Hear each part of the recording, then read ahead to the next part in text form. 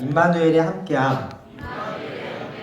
네, 저번에 2019년 마지막 설교를 임마누엘을 했는데 이제 2020년 또 임마누엘로 시작을 합니다. 사람이 태어나서 죽을 때까지 사회 속에서 살아갑니다. 가정 환경을 무시할 수 없고 사회 환경을 무시할 수가 없습니다. 지금 코로나 증후군이라고 해가지고 지금 독감이 유행하고 있는데 그 중국 문화에서 아무거나 막 이렇게 잡아먹는, 그 동물들을 잡아먹는 거기서 발병을 했다고 지금 전문가들이 이야기를 하고 있지 않습니까? 사회가 개인에게 많은 영향을 주고 있거든요. 우리나라 사람들은 손으로 밥을 먹지 않고 숟가락으로 밥을 먹는데 인도 사람들이 숟가락이 아닌 손으로 밥을 먹을 때 이상하다고 생각하지만 그들은 어릴 때부터 태어나서 부모에게 그렇게 배웠기 때문에 그 사회 문화가 그렇기 때문에 이상할 수가 없는 거죠. 사회가 인간의 행동 방식을 결정한다는 것은 그 사회에 누가 함께하고 있느냐 문제라는 거예요. 여러분 그리스도인들도 마찬가지예요. 우리의 교회 안에서 누구와 함께하느냐에 따라서 그 사람이 어떤 사람이냐가 결정이 되는데 저는 여러분들이 2020년에 예수님과 함께해서 진정한 그리스도인이라 일컬음을 받는 여러분 되시기를 주님의 이름으로 축원합니다. 나주성 목사님의 행복한 누림이라는 책에 나오는 내용인데 제가 좀 읽어드리겠습니다. 자비, 즉 크레스토테스는 다른 사람에게 잘 해주려고 하는 좋은 성품을 말한다. 기꺼이 다른 사람의 종이 되어 봉사하려는 태도가 바로 자비다. 나는 이러한 자비를 친절하기로 정의하고 싶다. 사람들은 친절한 사람들을 좋아하는가 보다. 어느 대학교에서 학생들 인기투표 비슷한 것을 했는데 1위로 뽑힌 사람이 정문 경비 아저씨였다. 근사한 차를 타고 멋진 모습으로 연설하는 총장님이 아니고 비 오는 날이나 눈 오는 날이나 늘 그 자리에 서서 밝고 활기찬 모습으로 학생들을 맞이하는 정문 경비 아저씨가 1위를 차지한 것이다. 차가 들어올 때면 멋지게 거수경례를 하고 사람들이 들어올 때면 목례를 하며 때로 문제가 생기면 차를 타고 가서 해결해 주시는 분이었다. 학생들은 그 분을 인기 1순위로 뽑았다. 역시 사람들은 친절한 사람들을 좋아한다. 친절은 사람을 행복하게 만든다. 이런 생각을 해본다. 늘 만나는 사람에게 좀 더 친절하자.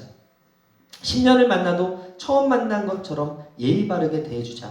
처음 만나도 10년을 만난 것처럼 살갑게 대해주자. 그래서 나는 이렇게 말한다. 첫째, 나누는 것이 남는 것이다. 둘째, 너도 나눌 수 있다. 셋째, 눈물은 인생의 깊이를 만든다. 넷째, 베풀면 너도 사랑받는다. 한마디로 뭡니까? 친절한 사람이 되자. 카리스 공동체에 속한 한 사람 한 사람이 친절하게 되기를 바랍니다. 여러분들이 모인 공동체가 한 사람의 친절로 말미암아 마음이 기뻐지고 우리 구역 모임이 행복해지기 위해선 내가 먼저 친절해져야 될 줄 믿습니다. 저는 바라기는 예수님을 닮은 여러분들과 함께하는 모든 분들이 친절해져서 행복한 공동체의 일원들 다 되었으면 좋겠습니다. 저번에 임마누엘의 함께함에서 세 가지를 나눴는데 첫 번째, 의인과 함께한다 그랬어요. 의인이 누굽니까? 살리고자 하는 사람. 생명을 전해주려고 애쓰는 사람과 하나님이 함께하신다. 두 번째, 구원자가 함께한다고 이야기했습니다. 죄인에게 필요한 것이 구원인데 죄사함인데 그 죄사함이 필요했기 때문에 예수님을 우리 가운데 보내주셨다는 거고요. 세 번째, 마지막으로 순종하는 자와 함께한다. 말씀을 받았던 마리아가 주의 여종이오니 주의 뜻대로 이루어지겠습니다 라고 고백하고 그 아이를 낙태하지 아니하고 그리고 요셉도 끊지 아니하고 그 말씀대로 이루어질 것을 믿고 순종했을 때 하나님의 역사가 그들을 통해서 이루어진 것을 봤을 때 하나님이 함께하는 사람의 특징 세 가지를 말씀드렸는데 오늘도 세 가지를 말씀을 드리고 싶어요. 첫 번째 따라하겠습니다. 겸손히 낮추는 자와 함께하신다. 천국에 계신 예수님이 천국에 온 성도들이 올 때마다 보좌에서 일어나셔서 기쁘게 안아주시고 수고했다고 이렇게 하신대요.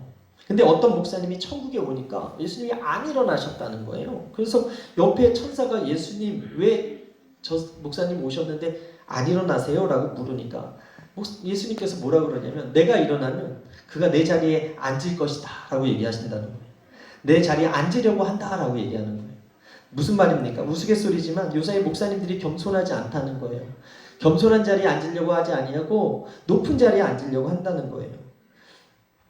그 이야기를 들으니까 우리 한국에서만 해도 이단 교주들이 얼마나 많아요? 자칭 예수, 자칭 보혜사, 자칭 엘리야, 자칭 모세 얼마나 많습니까? 40명 이상이라고 하니까 인간이 얼마나 교만한 존재인지 깨닫게 됩니다. 그래서 교회 안에 말씀 전하는 사람도 위태롭고 많이 아는 사람도 위태해지지 않습니까?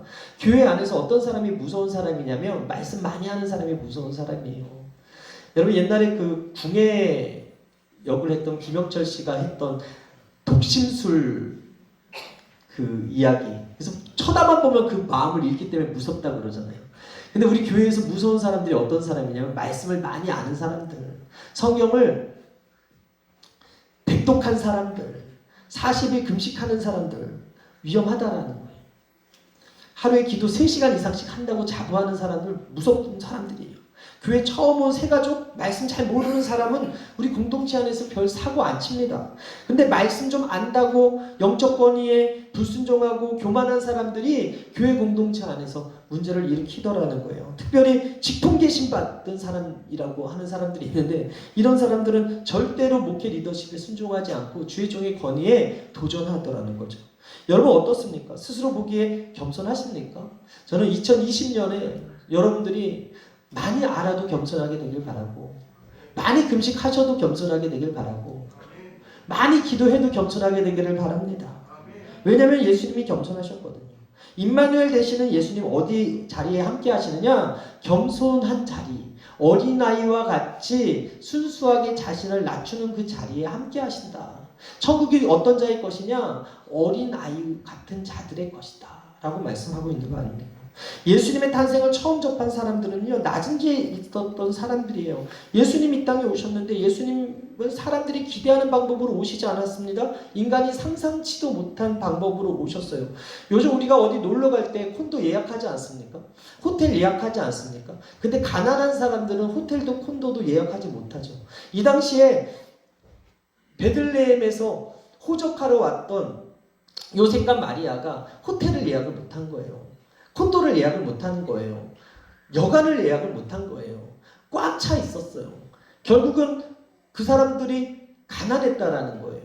부유한 사람들이 아니었다라는 거예요. 권력의 자리를 가졌던 사람들이 아니었다는 거죠.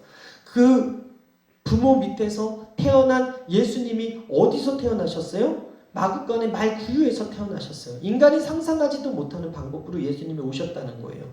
인간이 태어날 수 없는 곳에서 태어나신 분이 누구다? 예수님이었다는 거예요. 메시아 예수님께서 가장 낮은 곳에 임했다는 것은 우리가 왕으로 오셨는데, 메시아로 오셨는데, 그리스도로 오셨는데 가장 낮은 곳, 인간이 상상치도 못하는 곳에 오셨다라는 것은 예수님은 겸손 의 왕으로 오셨다라는 것입니다. 두 번째, 그 소식을 누가 전했습니까? 천사를 보내서 기쁜 소식을 알려주신 하나님이 선택한 사람 어떤 사람이었냐면 왕궁에 있던 사람들이 아니었다는 거예요. 그 당시 기득권을 가진 정치인들이나 대제사장들이나 높은 사람들이 아니었다는 거예요. 바로 베들레헴 목동들에게 그 예수님 탄생 소식이 전해졌습니다. 여러분 정보화 시대에 정보는요, 힘 있는 사람이 가지고 있습니다. 여러분 GTX A, B, C, D가 지금 이제 개통이 돼가지고 땅값이 들썩이고 있다고 하는데 GTX가 있는 곳에 땅값이 오를 것이다 라는 정보는 웬만한 사람들은 다 알죠. 지하철이 들어오는 곳에 땅값이 오른다는 건 웬만큼 다 안다고요. 그런데 그 계획을 짜는 사람들은 높은 사람들이라니까요. 그래서 한 번에 집값을 올릴 수 있는 능력이 있는 사람들, 땅값을 올릴 수 있는 능력이 있는 사람들은 어떤 사람들입니까? 권력자들이라니까요. 그래서 주식하는 분들은 그 정보를 위해서, 정보를 사기 위해서 어떤 주가 우량주고 어떤 주가 급등주고 어떤 주가 돈을 많이 버느냐에 그 초미에 관심이 있기 때문에 그 돈 주고 내 강의를 들으라고 하는 사람들도 있잖아요. 우리가 유튜브를 보면서 공부를 하는 사람들도 있지만 비싼 수업료를 들으면서 정보를 살려고 하는 사람들이 있어요. 무슨 얘기냐면 정보가 곧 힘이라는 거예요. 여러분 과거에 누구에게 정보가 집중되어 있었겠어요? 왕궁에 집중되어 있었을 거예요. 높은 사람들이 모여 있었던 그 왕궁 문화에서 정보가 있었을 거라는 거예요. 오늘과 다를 바 없이. 그렇다면 왕 중의 왕, 그토록 기다리던 메시아 그리스도가 태어난다는데 누가 먼저 알아야 되냐? 왕궁 사람들이 먼저 알고 있었어야 된다라는 거죠. 그런데 하나님은 놀랍게도 그 당시 가장 천한 사람들에게 알려줬다는 거예요. 여러분, 목자들은 양과 함께 들을 지키던 사람들이었어요. 그래서 소식이 어떻게 보면 가장 늦은 사람들이었어요. 직업도 가장 천한 직업이었어요. 가장 정보가 늦게 전달되는 사람들에게 메시아가 이 땅에 오셨다는 것, 가장 소중한 메시지가 가장 낮은 자, 천한 자들에게 먼저 전해졌다는 것입니다.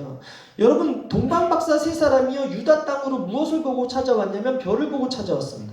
이들이 점성가였어요. 그러나 단순한 점쟁이가 아니라 당시 학문적 경향으로 철학과 의학과 자연과학에 능통했던 전문가였습니다. 그래서 당신은 별을 통해서 세상을 이해했기에 별들이 일정한 궤도로 움직이며 우주의 질서를 나타낸다고 믿었어요. 그런데 헤르도토스에 져서 역사에서 동방박사에 대한 근거를 제시하는데, 그들이 본 그 별은 메소리 성자라는 별인데, 이 메소리 성자는 왕자의 탄생을 의미하기 때문에 이 동방에 사는 이 사람들이 이 별을 보고 찾아왔을 것이다 라고 이야기를 합니다. 박사들은 별을 봤고 큰 왕이 오심을 알았고, 그래서 별을 따라서 예루살렘에 있는 팔레스타인까지 갔어요. 그런데 왜 이들이 엉뚱하게도 베들레헴에 가지 아니하고 예루살렘으로 갔는가? 태어날 왕이 당연히 왕궁에 있을 거라고 생각했던 거예요. 내 생각에는 짐작했기 때문에. 별은 예루살렘으로 비치지 않았는데 베들레헴으로 비쳤는데, 그들이 생각할 때는 예루살렘의 왕이 당연히 태어날 거라고 믿은 거예요. 헤로드 왕과 온 유대 사람들이 이들의 말을 듣고 소동했어요. 마태복음 2장 1절 이하에 헤로드 왕 때에 예수께서 유대 베들레헴에서 나심에 동방으로부터 박사들이 예루살렘으로 이르러 말하되, 유대인으로 왕으로 나시니가 어디 계시냐? 우리가 동방에서 그의 별을 보고 그에게 경배하러 왔노라 하니 헤로드 왕과 온 예루살렘이 듣고 소동한지라. 재미있는 사실은 별이 왕궁을 비치지 않았다니까요. 정보력이 많이 있었고, 어떻게 보면 메시아가 오신다는 소식을 제일 먼저 접해야 될 사람들이 동방박사의 이야기를 듣고 소동이 벌어졌다라는 거예요. 왜 이들이 몰랐을까요? 왜 이들은 그 정보를 먼저 듣지 못했을까요? 결국 하나님이 어떤 분이냐를 알아야 된다는 거예요. 하나님이 어떤 사람에게 메시지를 주냐, 하나님이 어떤 사람에게 복음을 들려주느냐, 하나님이 어떤 사람에게 기쁨의 소식을 흘려보내시느냐를 우리가 알아야 된다는 거예요. 재미있는 사실은 별이 비친 곳이 왕궁이 아니라 마구간이었다. 그리고 그 소식을 들은 사람은 정보력이 제일 늦고 한밤중에 양을 지키던 목자들이었고, 유대인들이 무시했던 이방인 박사들이었다. 진리를 교만한 자들에게는 숨기셨고, 진리를 겸손한 자, 그리고 고대하는 자들에게, 갈급한 자들에게, 소망하는 자들에게 보이셨다. 여러분, 헤롯은 제사장들을 부르고요, 그리고 서기관들을 불러서 물어요. 야, 말씀에 그리스도가 어디서 날 거라고 했니? 그랬더니 미가서 5장 2절을 찾아서 예루살렘이 아니라 베들레헴에서 난다고 예언이 되어 있습니다. 미가가 이미 700년 전에 예언을 했습니다. 그 소식을 듣고서 다시 이들이 베들레헴으로 향했을 때 그 별이 나타나서 마구간으로 비쳤다라고 성경은 기록을 하고 있습니다. 그들이 기뻐한 이유, 별이 다시 나타나서 비쳤다는 그 상황 속에서 그 별이 예수님 있는 곳을 가르쳐 주었기 때문에. 그런데 헤롯은 예수님이 태어났다는 소식을 듣고도 경배하러 가지 않았고, 그 베들레헴의 2살 이하 아이들을 다 죽이라는 명령을 하지 않습니까? 그리고 먼저 말씀을 통해서 진리를 알고 있었던 그들도 자신들이 모여서 토론하기는 좋아했고 성경의 지식들을 나누기는 좋아했지만 하나님의 아들의 탄생에는 관심조차 없는 것을 볼 때, 이와 같은 상황에서 천사는 누구에게 기쁜 소식을 전하는가? 낮고 천한 직업을 가진 목자들이었다. 유대인들이 천대시하는 이방인 박사들이었다. 권력의 자리, 교만한 자리의 사람들에게는 별이 숨겨지고 이방인 박사들에게는 그 별이 드러나서 예수님의 계신 그곳까지 인도해 주셨다면, 여러분, 우리가 복음에 대한 분명한 정의가 있어야 될 것 같습니다. 복음이란 무엇입니까? 가장 천한 사람들에게 기쁜 소식이 먼저 들려진다는 거예요. 심령이 가난한 자들이 왜 복이 있습니까? 천국이 저희 것이다. 이 천국이 왜 저희 것이 됩니까? 그들에게 복음이 들려지고 믿어지고 그리고 믿음으로 반응해서 천국을 선물로 받는다는 것이죠. 가장 낮은 사람들에게 그 복음이 전해진다는 것. 그래서 예수님이 수가성 여인에게 복음을 전했을 때 그는 즉각 믿음으로 반응했고, 갈급한 학자였던 나다니엘이 예수님을 만나고 그가 예수님을 영접했습니다. 내가 편견을 가지고 구원이 필요 없다고 생각하는 이방 사람들에게 먼저 복음이 전해졌고, 가장 갈급한 사람들에게 먼저 복음이 전해지고, 가장 무지한 사람들에게 복음이 전해지고, 어떻게 보면 가장 낮고 천한 사람들에게 복음이 전해졌다면, 지금 이 시대에 부족함이 없으면 교회 안 나오는 시대입니다. 부족함이 없으면 하나님 찾지도 않고 기도하지도 않고 교회 찾지 않습니다. 돈 많은 만수르가 여러분 교회 나오겠습니까? 권력 중심 가운데 있는 사람이 교회 찾아 나오겠습니까? 하나님 찾겠습니까? 자기가 하나님이고 자기 말이 곧 하나님처럼 되어 있는데 그들이 하나님 찾겠습니까? 높은 마음에는 하나님 안 계신 거예요. 낮은 마음에 하나님 계시는 거예요. 하나님이 우리나라에 언제 부흥을 주셨습니까? 한국교회 부흥이 언제 있었습니까? 60년대에서 80년대까지 부족함이 있을 때, 우리가 가난했을 때, 우리가 힘들었을 때, 그때 부흥이 있었습니다. 높은 마음에 예수님 복음이 들리지 않는 거예요. 교만한 마음에 들리지 않는 거예요. 내가 잘났다고 생각하면 안 들리는 거예요. 내가 가난하구나, 내가 비천하구나, 천해도 한참 천하구나, 내가 죄인 중에 개수구나 라고 느껴지지 않으면, 삶 속에 눈물이 되지 않으면 복음이 안 들린다는 거예요. 여러분, 복음이 들리십니까? 왜 예수님이 복음은 그런 사람들에게 잘 전해집니까? 왕궁에 전해지지 않고, 재벌에게 전해지지 않고, 어렵고 힘들고 천한 사람, 낮은 사람들에게 전해집니까? 가난한 사람, 어려운 사람, 말기암 앓은 그 사람에게 그 복음이 잘 전해지는 이유가 무엇입니까? 가장 낮고 천한 마음이기 때문에 그래요. 예수님의 마음이기 때문에 그래요. 예수님이 그런 분이기 때문에 그래요. 저는 오늘 임마누엘 되시는 예수님을 믿는 여러분들의 마음이 낮아지게 되기를 바랍니다.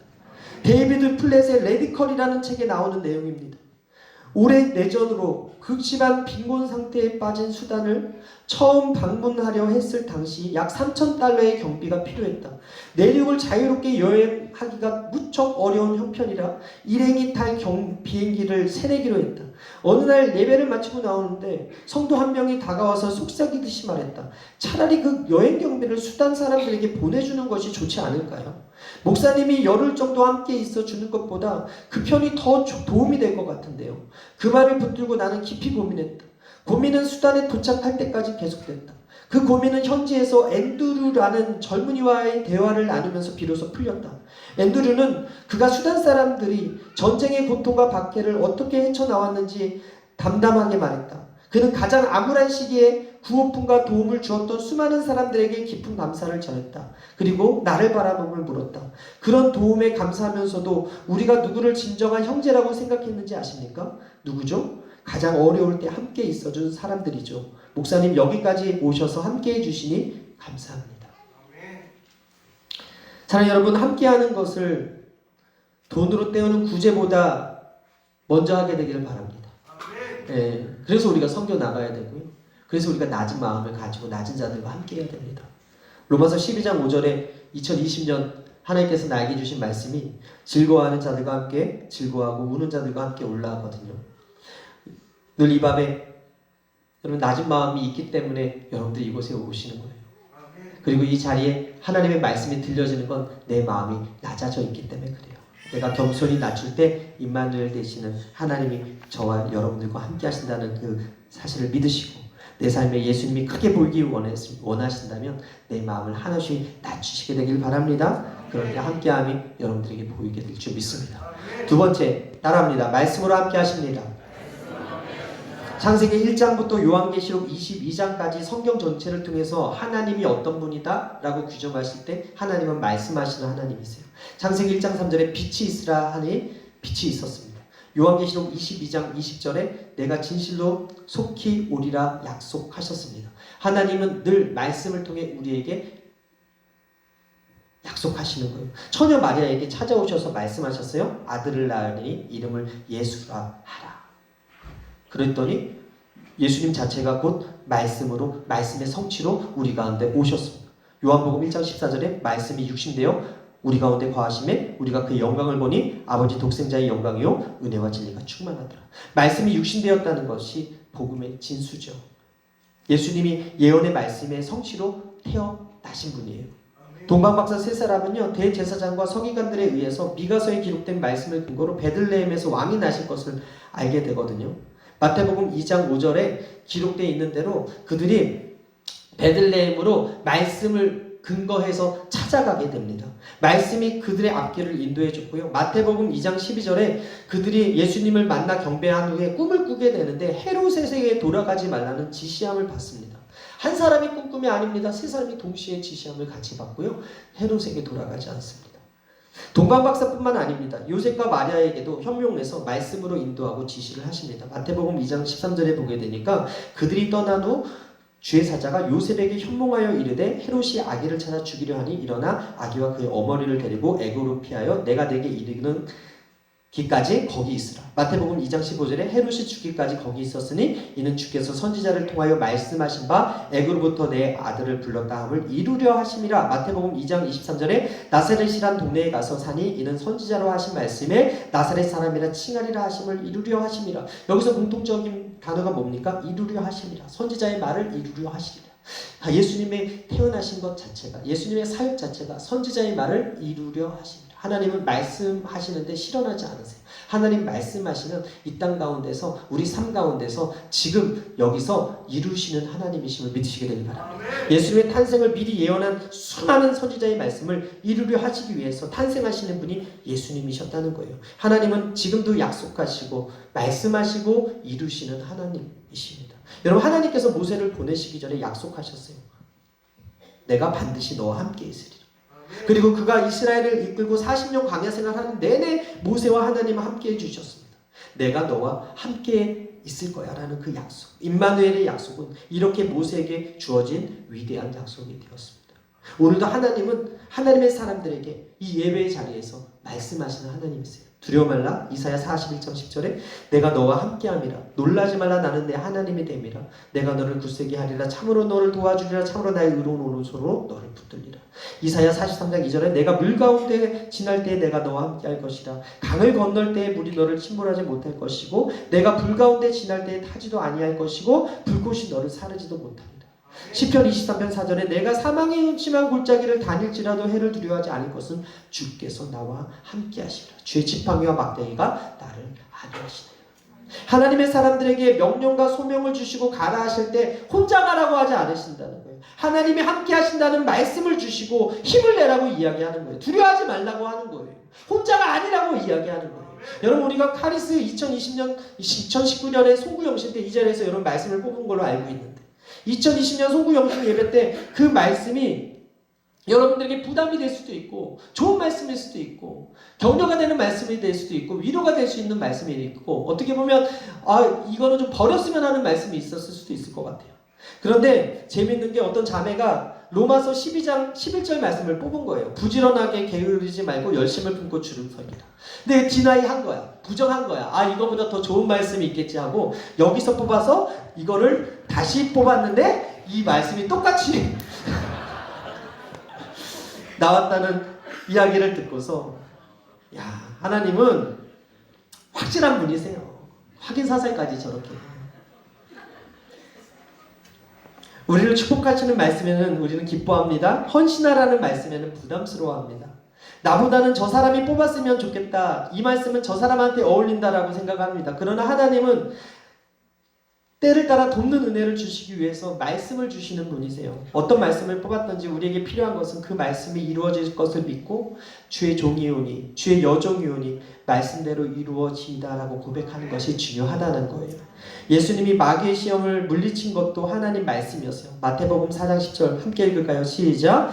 이에 예수께서 말씀하실 때 사탄아 물러가라 기록되었을 때 주 너의 하나님께 경배하고 다만 그를 섬기라 하셨느니라.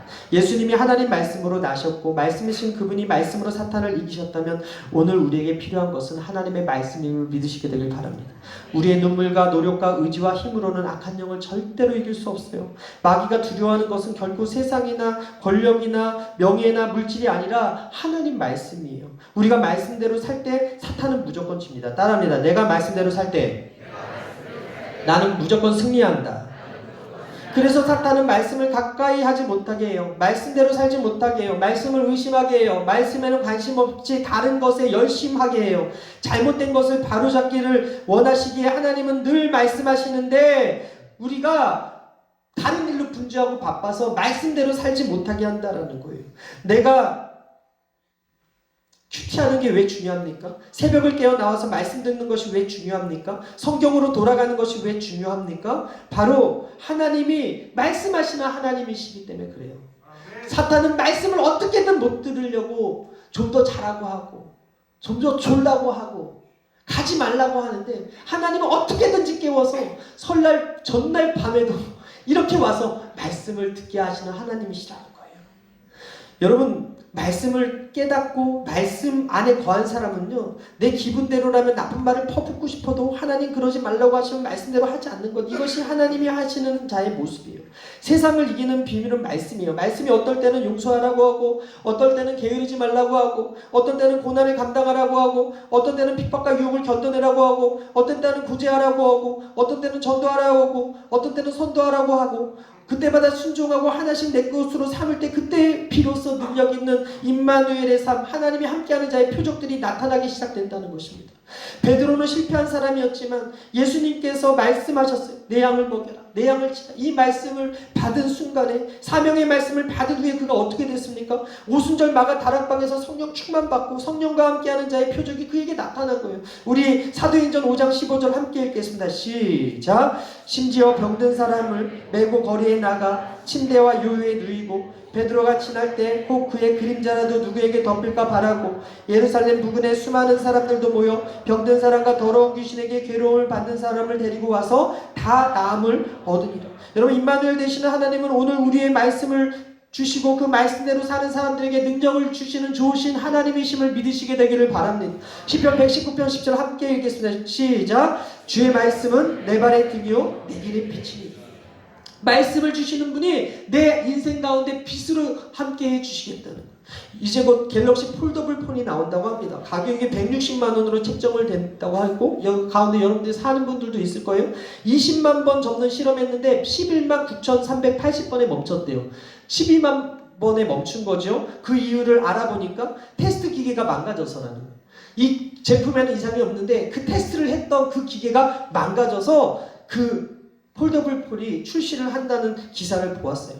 저는 이 기사 보고 큰 은혜 받았어요. 사탄이 아무리 우리를 시험하려고 깨트리려고 하고 우리를 계속해서 넘어뜨리려고 유혹해도 우리가 절대 망하지 아니할 것은, 실패하지 아니할 것은 임마누엘 하나님이 예배 때마다 말씀 주시고 기도할 때마다 말씀 생각나게 하시고 성경 볼 때마다 길을 인도해 주시기 때문임을 믿으시게 되길 바랍니다. 그리고 그 예수님이 우리를 위해서 중보하고 있는, 흔들리지 않도록, 넘어지지 않도록, 유혹에 빠지지 않도록 우리가 늘 주기도문에 오늘도 우리에게 일용할 양식을 주시고 시험에 들게 하지 말라고 그렇게 기도하는 그 기도를 들으시고 중보하고 계신다라는. 고린도후서 4장 8절 이하 함께 읽겠습니다. 시작. 우리가 사방으로 우겨쌈을 당하도 쌓이지 아니하며 답답한 일을 당하여도 낙심하지 아니하며 박해를 받아도 버림받지 아니하며 거꾸로 뜨림을 당하여도 망하지 아니하고 우리가 항상 예수의 죽음을 몸에 짊어짐은 예수의 생명이 또한 우리의 몸에 나타내려 하려 하십니다. 저와 여러분 예수의 생명 가진 사람들입니다. 예수님의 사명 받은 사람들입니다. 여러분들이 가는 곳에 귀신이 쫓겨가고 질병이 치유받고 우울한 사람들이 그 마음이 기뻐지고 죽으려고 했던 사람들이 살 소망을 갖는 놀라운 20년의 임마누엘에 함께하는 복이 여러분들에게 임하게 되기를 주님의 이름으로 축원합니다.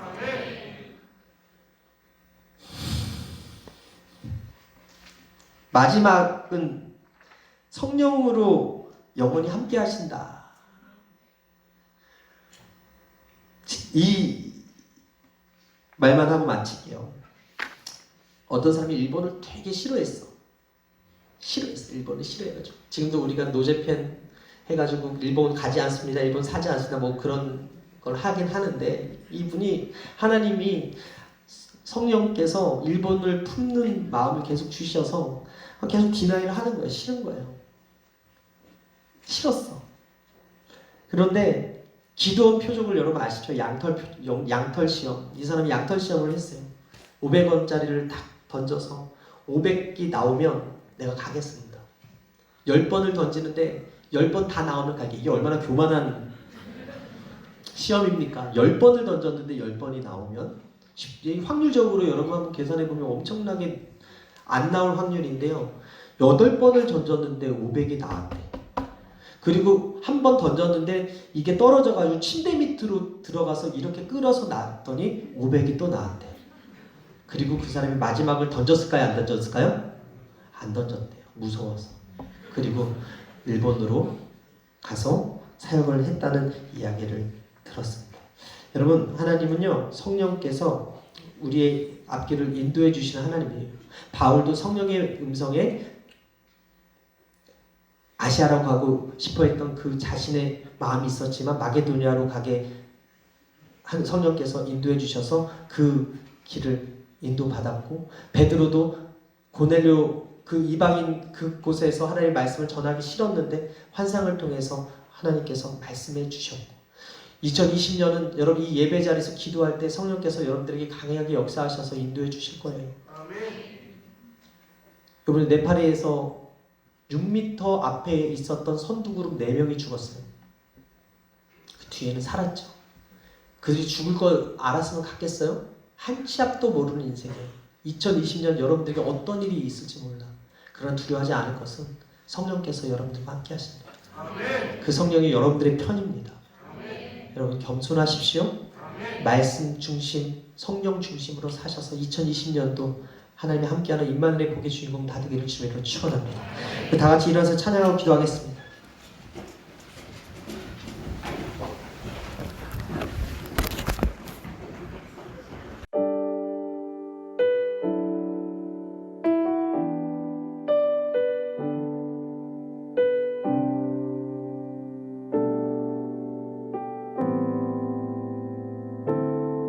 당신은 시간을 뚫고 이 땅 가운데 오셨네. 우리 없는 하늘 원치 않아 우리 삶에 오셨네. 자신의 편안 버리고 우리에게 평안 주셨네. 가장 낮은 자의 모습으로 우리 삶에 오셨네.